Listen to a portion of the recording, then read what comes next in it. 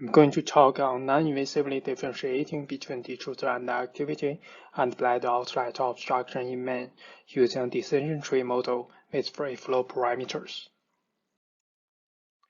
This study was supported by the Astellas Pharma.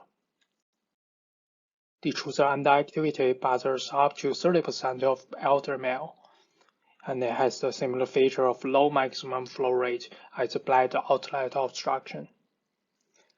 Invasive urodynamic studies is the only gold standard to differentiate underactivity and obstruction. The aim of this study is to test if a decision tree model can serve as a pre-screening tool to subgroup a portion of underactivity obstruction patients.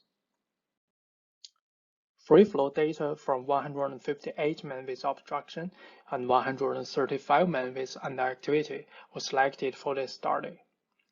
Flow data were analyzed in both time and frequency domain to derive parameters which have statistical difference between groups. These parameters were then enrolled in a classification and decision tree model. Data was split randomly 70% for the training and 30% for testing.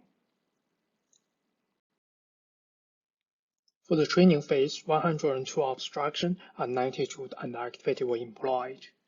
The model yielded 75% of discrimination accuracy with 89% sensitivity and 60% specificity.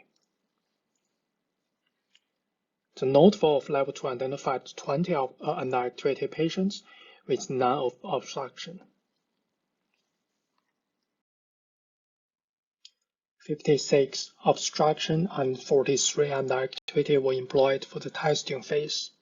The model yielded 72% discrimination accuracy with 85% of sensitivity and 55% of specificity.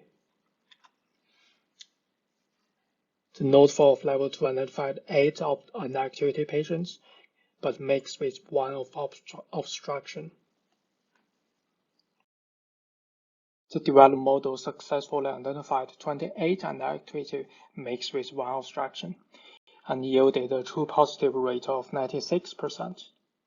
The overall accuracy of design model is 74%.